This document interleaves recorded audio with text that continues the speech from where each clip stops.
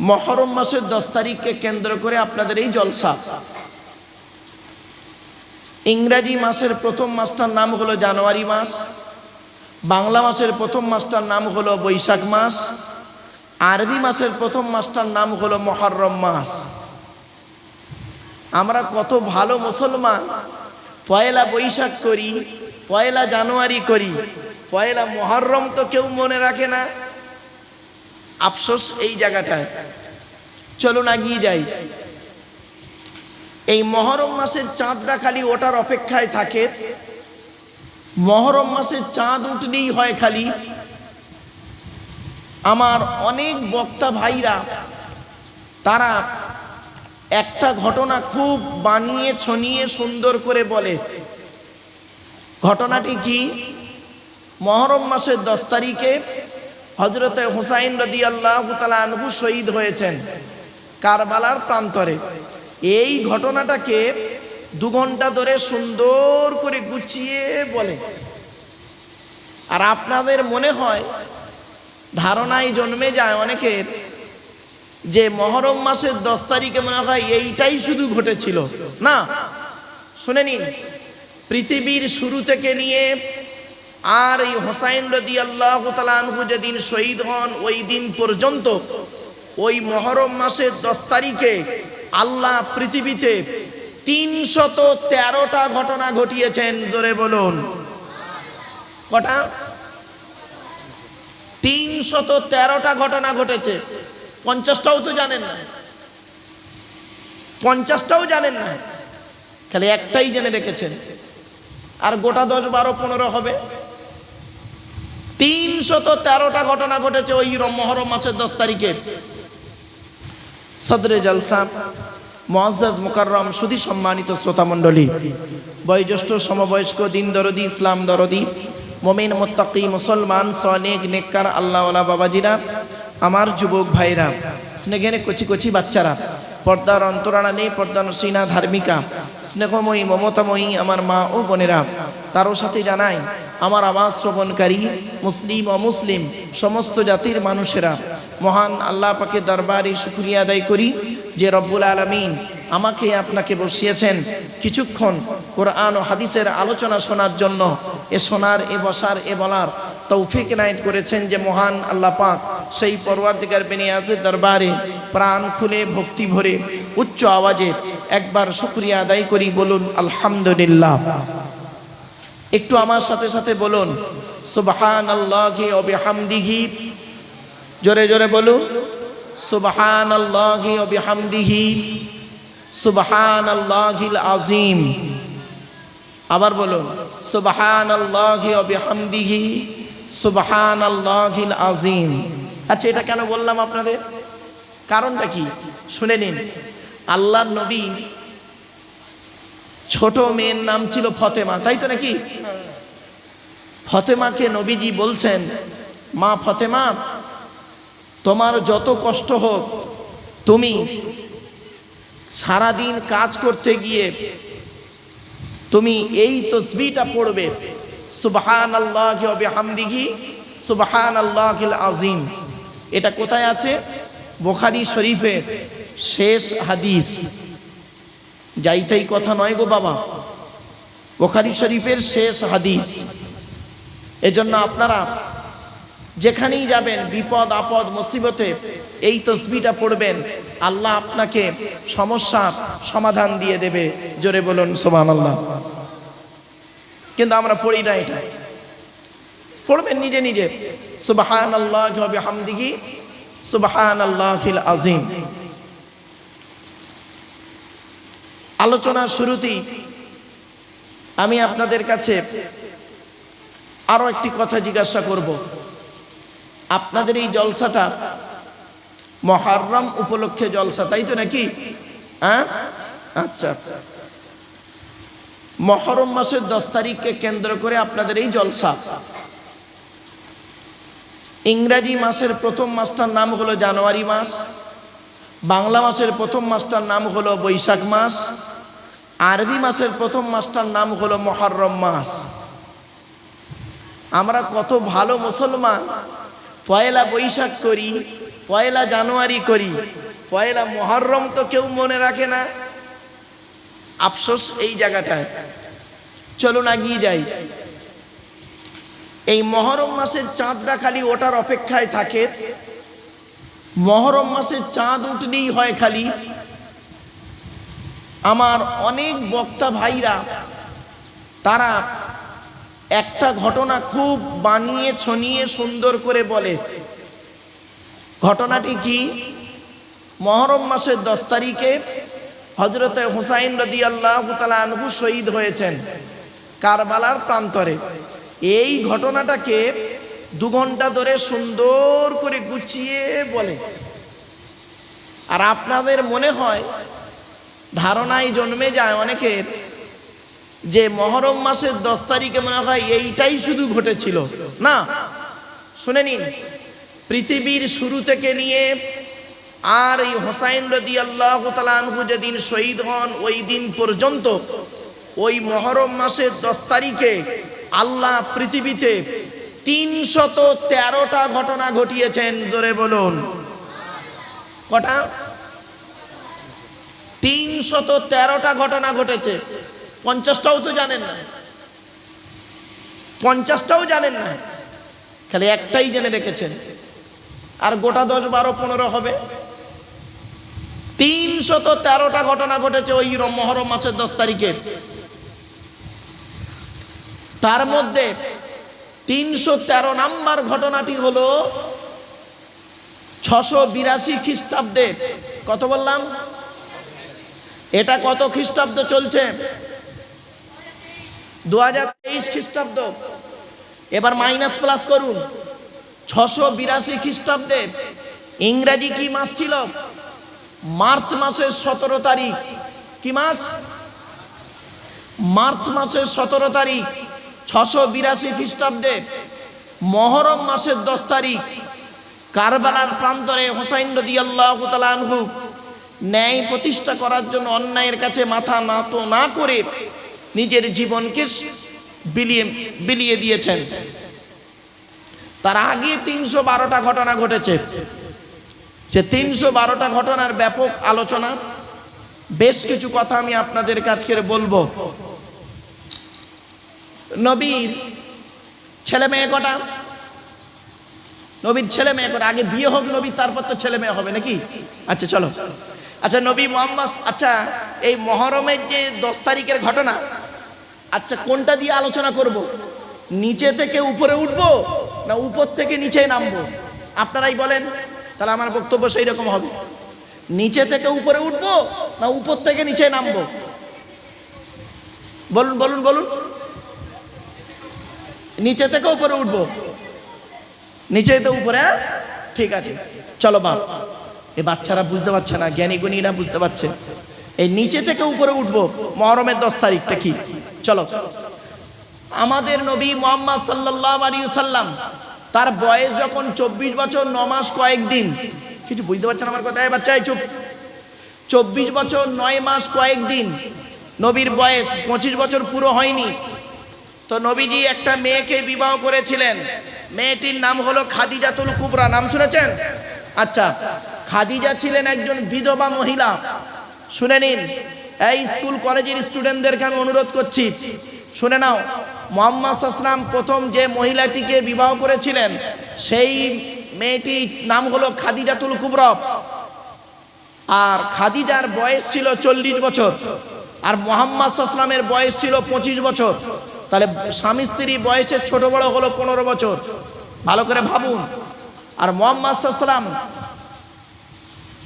যে মেয়েকে বিবাহ করেছিলেন প্রথমা স্ত্রী খাদিজা যতদিন বেঁচে ছিলেন উনি দ্বিতীয় বিবাহ করেননি। ভালো করে শুনে নিন মা বোনরা, খাদিজা যতদিন বেঁচে ছিলেন ততদিন উনি দ্বিতীয় বিবাহ করেননি। খাদিজা মারা যাওয়ার পরে উনি দ্বিতীয়, তৃতীয়, চতুর্থ বিবাহগুলো আল্লাহর হুকুমে করেছেন। খাদিজার সঙ্গে মুহাম্মদ সাল্লাল্লাহু আলাইহি ওয়াসাল্লামের সংসার জীবন হয়েছিল 25 বছর। এগুলো মনে রাখবেন, 25 বছর। তো খাদিজা 2টা স্বামী মারা যায়, উনি একজন বিধবা মহিলা ছিলেন। খাদিজার সঙ্গে যেদিন মুহাম্মদ সাল্লাল্লাহু আলাইহি সাল্লামের বিবাহ হয়, খাদিজার সঙ্গে যেদিন মুহাম্মদ সাল্লাল্লাহু আলাইহি সাল্লামের বিবাহ হয় সেদিন ছিল মুহররম মাসের 10 তারিখ। কি বুঝতে পারছেন? আমি বলেছিলাম নিচে থেকে উপরে উঠবো, মোহাম্মদ থেকে আদম পর্যন্ত যাব, টুক টুক টুক টুক টুক টুক করে ধাপে ধাপে উঠবো, সিঁড়ি ভাঙতে ভাঙতে। চলো বাবা, এবার আসছি। আপনারা জানেন মুহাম্মদ সাল্লাল্লাহু আলাইহি সাল্লামের 4 কন্যা, ছেলে মেয়ে কটা? 7টা। কটা? 7টা ছেলে মেয়ে ছিল আল্লাহর নবী। 4টে কন্যা সন্তান আর 3টে পুত্র সন্তান। পুত্র সন্তানগুলো বাল্যকালেই আল্লাহর ডাকে সাড়া দিয়ে চলে যায়। 4টে কন্যা সন্তানের নাম কি? জায়নাব, বড় মেয়েটার নাম জায়নাব, রোকেয়া, উম্মে কুলসুম। ছোট মেয়েটার নাম হলো ফতেমা। ফতেমার সঙ্গে নবীজি আলীর বিবাহ দিয়েছিলেন, তাই তো নাকি? হ্যাঁ, ফতেমার স্বামীর নাম আলী। আচ্ছা বাপেরা বলুন তো দেখি, আরবে কি ছেলে কম পড়ে গেছিল? আল্লাহর নবী কেন তার মেয়েকে আলীর সঙ্গে বিবাহ দিলেন? আলী তো কোটিপতি ছিলেন না, তা আলীর কি জন্য বিয়ে দিলেন? আলীর সঙ্গে কেন ফতেমাকে বিবাহ দিলেন? কারণটা কি? বাড়ি থেকে ভাববেন। আমি এখানে একটু বলে দিচ্ছি, শুনে নিন। এই যুবক ছেলেরা শুনে নাও। আর যে সমস্ত ব্যক্তিরা বসে আছেন শুনছেন, তাদের যে ছেলে আছে বৌমা করতে হবে একদিন না একদিন, ঠিক না বেঠিক? কোন মেয়েকে বৌমা করবেন শুনে নিন। এই কোরআনে আছে কোন মেয়েকে বিবাহ করবে। সাদা চামড়া দেখে খালি ছুটতে যেও না, তাহলে ফেঁসে যাবে। সব ফর্সা সুন্দরী মেয়ে ভালো নয়, বাস্তবটাই বলছি বাবা। যে মেয়ের মধ্যে 6টা গুণ পাবেন, কটা গুণ? যে মেয়ের মধ্যে 6টা গুণ পাবেন সেই মেয়েকে বিবাহ করবেন। কোরআনে আছে যে মেয়ের মধ্যে 6টা গুণ পাবেন সেই মেয়েকে বিবাহ করবেন। আর কোন ছেলেকে জামাই করবেন? খালি একলা বাপের একটা ছেলে দেখে ছুটতে যাবেন না, ফেঁসে যাবেন। সব একলা বাপের একটা ছেলে সমান নয়। যে ছেলের মধ্যে 2টো গুণ পাবেন। কটা? 2টো। তো আল্লাহর নবী আলীর মধ্যে 2টো গুণ পেয়েছিলেন, সেই জন্য ফাতেমাকে আলীর সঙ্গে বিবাহ দিয়েছিলেন। আরে হোসাইন পর্যন্ত এখন তো পৌঁছায়নি, আগে আলীর বিবাহটা হোক, ঠিক না বেঠিক? চলুন, আলীর সঙ্গে হযরত আলী রাদিয়াল্লাহু তাআলা আনহুর সঙ্গে যখন ফাতেমা রাদিয়াল্লাহু তাআলা আনহার যখন বিবাহ দেওয়া হলো, বিবাহর পরে নবীজি হলেন শ্বশুর, ঠিক না বেঠিক? আলীর শ্বশুর হলেন নবীজি, আর ফাতেমা হলো কন্যা। মেয়েকে শ্বশুর স্বামীর বাড়ি পাঠাচ্ছে, মেয়েকে শ্বশুর বাড়ি পাঠাচ্ছেন নবীজি। এখানে অনেক মানুষ বসে আছেন, তারা তাদের বোনকে শ্বশুর বাড়ি পাঠায় বা মেয়েকে শ্বশুর বাড়ি পাঠায়, ঠিক না বেঠিক? তা আপনারা কি বলে পাঠিয়েছেন বোনকে, আর নবীজি কি বলে পাঠিয়েছে মেয়েকে? চলুন দেখি। আরো অনেক ঘটনা মুহররম মাসের 10 তারিখ সম্পর্কে আমার পূর্ববর্তী বক্তা ভাই অনেক বলেছেন। কয়েক কটা কথা আপনাদের বলি, শুনে নিন। এই পৃথিবীতে একজন নবী ছিলেন, এই পৃথিবীতে একজন নবী যার জন্মটা খুব কঠিন, খুব কঠিন। যে ব্যক্তি মায়ের দুধ কোনোদিন খেতে পারেনি, প্রত্যেক নবী মায়ের পেট থেকে এসে মায়ের দুধ খাবার সুযোগ পেয়েছে, সেই নবী মায়ের দুধ পান করতে কোনোদিন পারেনি। কোথায় হয়েছে? গর্তের মুখে হয়েছে, আর গর্তের ভিতরেই লালিত পালিত হয়েছে। 7 বছর গর্তের ভিতরে লালিত পালিত হয়েছে। সেই নবীটা যেদিন জন্মগ্রহণ করে সেদিন ছিল মুহররম মাসের 10 তারিখ। নবীটার নাম হলো হযরতে ইব্রাহিম খলিলুল্লাহ। জোরে বলুন। শুধু তাই নয়, ইব্রাহিম নবীর 2টো স্ত্রী। প্রথমা স্ত্রীর নাম হলো সারা। সারার সঙ্গে যেদিন ইব্রাহিম নবীর বিবাহ হয় সেদিন ছিল মুহররম মাসের 10 তারিখ। ওই সারার যেদিন বাচ্চা সুসংবাদ পায় সেদিন ছিল মুহররম মাসের 10 তারিখ। শুধু তাই নয়, সারার যেদিন বাচ্চা হয় সেদিন ছিল মুহররম মাসের 10 তারিখ। যে নবী হয় তার নাম হলো ইসহাক নবী। ইসহাক নবীর ছেলে হলো ইয়াকুব নবী। ইয়াকুব নবী যেদিন জন্মগ্রহণ করে সেদিন ছিল মুহররম মাসের 10 তারিখ। ইয়াকুব নবীর 2টো স্ত্রী, একটা স্ত্রীর 10টা ছেলে আর একটা স্ত্রীর 2টো ছেলে, দুটো একটা স্ত্রী, যে দ্বিতীয় স্ত্রী যে দুটো ছেলে, একটার নাম বনিয়ামিন, একটার নাম ইউসুফ নবী। ইউসুফ নবী যেদিন জন্মগ্রহণ করে সেদিন ছিল মুহররম মাসের 10 তারিখ। শুধু তাই নয়, ইউসুফ নবীকে 10টা ভাই মিলে, শতাত ভাই মিলে কুয়ায় ফেলে দিয়েছিল। যেদিন তোলা হয়েছিল সেদিন ছিল মুহররম মাসের 10 তারিখ। ইউসুফ নবীকে যেদিন জেল থেকে ছাড়া পেয়েছিল সেদিন ছিল মুহররম মাসের 10 তারিখ। ইউসুফ নবী যেদিন মিশরের বাদশা হয় সেদিন ছিল মুহররম মাসের 10 তারিখ। ইউসুফ নবী 40 বছর পরে বাপ ইয়াকুবকে 40 বছর পরে আবার যখন ফিরে পেল সেদিন ছিল মুহররম মাসের 10 তারিখ। একজন নারী, এই মা বোনেরা শুনে নিন, এইরকম নারী হতে পারবেন?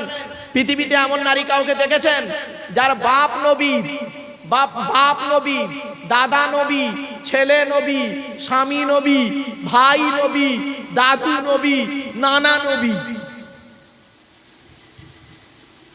মেয়ে ছেলেরা, মা বোনেরা,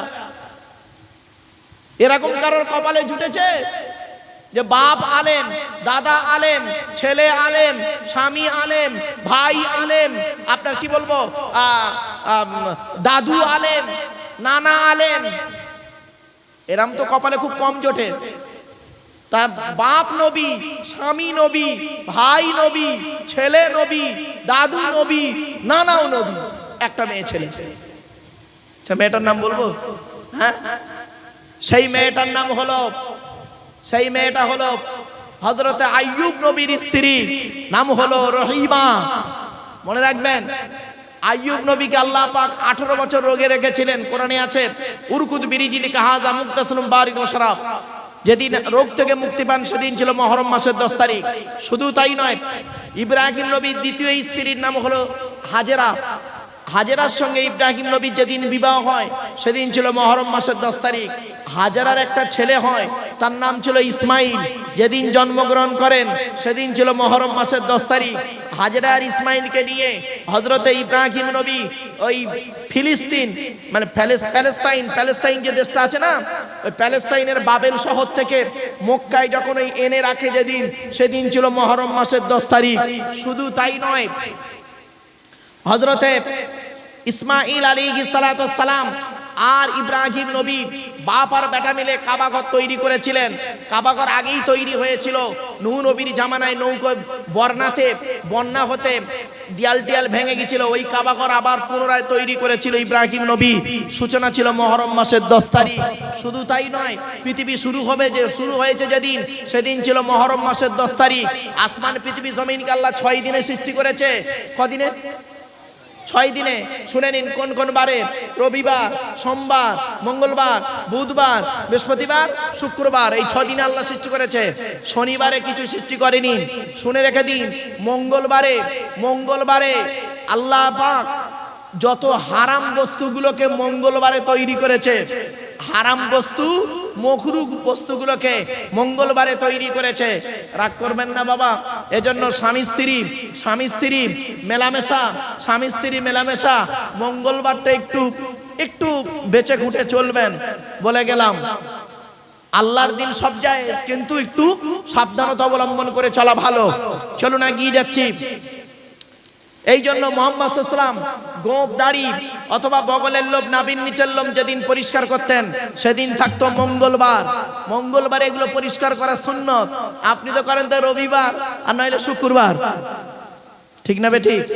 আর চাঁদ রাতে না, হ্যাঁ চাঁদ রাতে সেলুনওয়ালা সারা রাত ডিউটি। কেন মঙ্গলবারে করতে পারো না? শুধু তাই নয়, আদম, এই পৃথিবীর প্রথম মানুষটার নাম হলো আদম আলাইহিস সালাতু ওয়াস সালাম। আদমকে যেদিন তৈরি করে সেদিন ছিল মুহররম মাসের 10 তারিখ। আদম আর হাওয়া, আদমের দেহের মধ্যে আত্মা দিল সেদিন ছিল মুহররম মাসের 10 তারিখ। আদমের বাম পাশের হাত দিয়ে হাওয়াকে তৈরি করা হয় সেদিন ছিল মুহররম মাসের 10 তারিখ। আদম গন্ধম ফল খেলো, আদম আর হাওয়াকে পৃথিবীতে নামানো হলো, মাউন্ট এভারেস্টে নেমেছিল সেদিন ছিল মুহররম মাসের 10 তারিখ। আদম গেল দক্ষিণ দিকে শ্রীলঙ্কায়, এনুভাদাবাদ গ্রামটার নাম, এনুভাদাবাদ শ্রীলঙ্কায়। ওখানে আদম আলাইহিস সালাম থাকতেন আর মা হাওয়া থাকতেন জেদ্দায়। আদম আর হাওয়ার মিলন ঘটিয়েছিল কে? একটা পাখির মাধ্যমে মিলন হয়েছিল। শুনে নিন, আল্লাহর নবী বলেছেন 4টে প্রাণীকে মেরো না। একটা হলো পিঁপড়ে মারা নিষেধ। কি বললাম? পিঁপড়ে, কোন পিঁপড়ে মারা নিষেধ? কালো কালো পিঁপড়ে গায়ে বায়, ওই পিঁপড়ে মারা নিষেধ। এই পিঁপড়ে মারা নিষেধ বলেছি বলে কাল সকালবেলা লাল লাল কাঠ পিঁপড়ে 4 পিস লুঙ্গির ভেতর ঢুকে গেছে, মারবেন না, আধ ঘন্টা পরে বুঝতে পারবেন অবস্থা খুব খারাপ। ওর হাদিস আছে উক্তুলুল মুজি কবলাল ইজা, কষ্টদায়ক জন্তু কষ্ট দেওয়ার আগেই তুমি তাকে অ্যাটাক করো। চলো বা রাগ করবেন না। তো 1 নাম্বার নবী বললেন পিঁপড়ে মারা নিষেধ। 2 নাম্বার মৌমাছি মারা নিষেধ। বাবা যারা গ্রামে গঞ্জে মৌমাছি চাক তৈরি করেন আর চাক করে যখন মধু ভাঙেন, খবরদার মৌমাছি যেন না মরে চেষ্টা করবেন, মৌমাছি যেন না মরে বলে দিলাম, নবীজি নিষেধ করেছেন, মৌমাছি মারা নিষেধ। 3 নাম্বার হুদহুদ বলে একটা পাখি আছে, মারা নিষেধ। 4 নাম্বার সুরাত বলে একটা পাখি, ঠোঁটটা লাল, পা দুটো লাল, গায়ে কালো আর হলুদ ছিটা, পাখিটার নাম আমরা বলি আড়ি কোকিল। ওই পাখিকে আল্লাহ বলল আদমকে তুই রাস্তা দেখিয়ে দেখিয়ে নিয়ে গিয়ে আদম আর হাওয়াকে একটা মাঠে একত্রিত কর। আদম আর হাওয়াকে যে মাঠে একত্রিত করেছিল মাঠটার নাম হলো আরাফাতের ময়দান। আরাফাত নাম কেন হলো? আরাফাত নাম হলো এ কারণেই আদম হাওয়া ওই জায়গায় পরিচিত হয়েছিল বলেই জায়গাটার নাম হয়েছে আরাফাতের ময়দান। মনে রাখবেন, যেদিন আদম হাওয়া একত্রিত হয়েছিল জান্নাত থেকে আসার পরে প্রথম সাক্ষাৎ যখন হয় সেদিন ছিল মুহররম মাসের 10 তারিখ। জোরে বলুন সুবহানাল্লাহ। এরকম অনেক 313টা ঘটনা গো বাবা। কটা? 313টা ঘটনা আছে এরকম। সামান্য 4-5টা ঘটনা নিয়ে আমরা সময় কাটিয়ে দিই। 313টা ঘটনা, আর অনেক ঘটনা আছে, কটা বলবো বাপ। এজন্য আপনাদেরকে আপনাদের মূল্যবান সময় দেখতে দেখতে বাবা 2.5 ঘন্টা কখন হয়ে গেছে। যাই হোক বাবা, ভাষাগত দিক থেকে ত্রুটি হলে ক্ষমা করবেন বাপেরা। একটা কথা আপনাদের বলি, আসুন একটু রসুলের সামনে একটু দাঁড়িয়ে বাবা একটু সালাত ও সালাম পাঠ করব। ইয়া নবী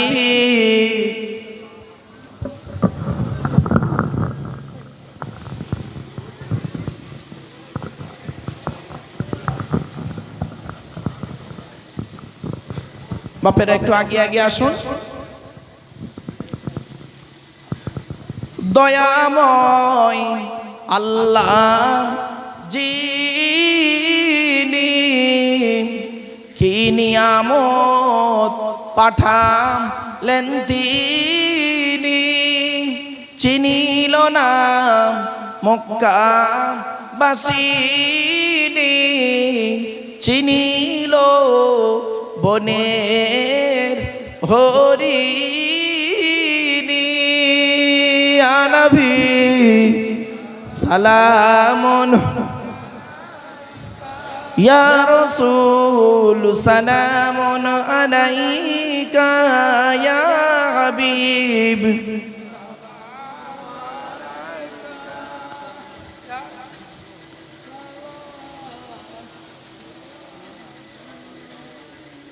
ইয়া নবী সালাম লও আমার, ইয়া রাসূল সালাম লও সবার, ইয়া হাবিব সালাম লও এই জলসার।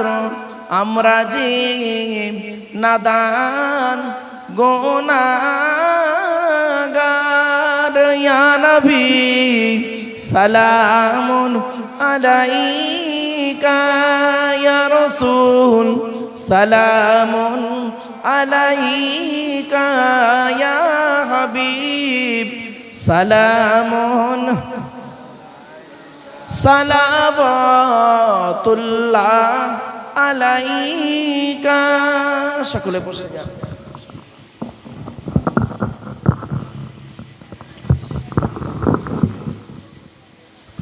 সকলে বিসমিল্লাহ সূরা ফাতিহা শরীফ একবার, 3 বার সূরা ইখলাস কুল আল্লাহ বেজোর সঙ্গে কয়েকবার দরুদ শরীফ পড়ুন। বাড়ির মা বোনেরা সকলে মোনাজাতে শামিল হবেন।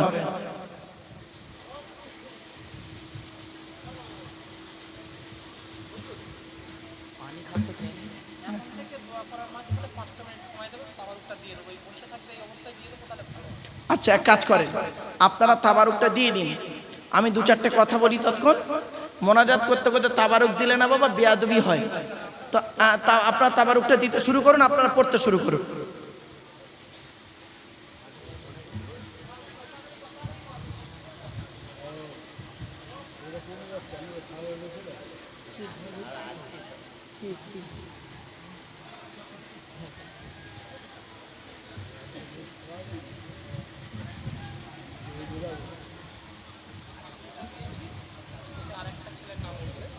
তাই তুহিন আলী